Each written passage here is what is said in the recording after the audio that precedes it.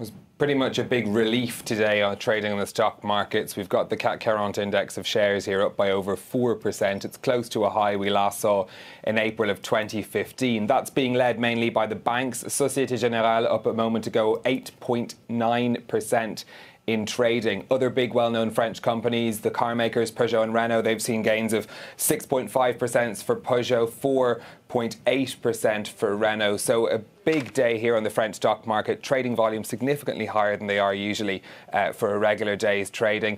And that relief is really coming from Emmanuel Macron making it into the second round. What the markets had been afraid of was a second round that would have been between the far-right candidate Marine Le Pen and the far-left candidate Jean-Luc Mélenchon. For the markets, that was the worst possible output because they felt that that would mean the future of the euro could be in doubt. With Emmanuel Macron in the second round, we were hearing earlier from Joshua Mahoney from IG that really means the markets have essentially called it. They believe that Emmanuel Macron is going to win in the second round, and that's why we're seeing such rally on share markets today. The euro has risen as well. It rose almost immediately after we had those first estimates of results out last night. It's up about 1% against the dollar today, and that's all being supported by what's happening in France.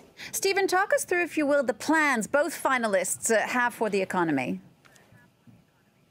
Emmanuel Macron is seen as the pro-business candidate. He wants to cut taxes for businesses. He also wants to cut some taxes for individuals as well, especially when it comes to the housing tax, which is paid by renters and homeowners in France. He wants that 80% of households to no longer have to pay that tax.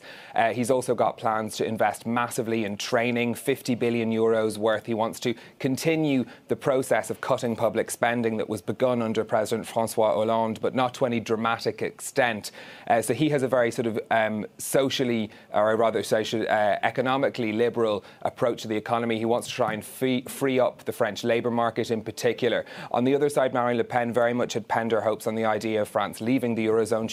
She has promised a referendum on that if she is elected, and that is what's worrying markets a lot. She's also got some tax policies to try and put French workers ahead of foreign workers. She's proposing to tax companies more if they hire foreign workers over domestic workers, and that feeds in, of course, to her general policies on immigration and cutting down on immigration in France.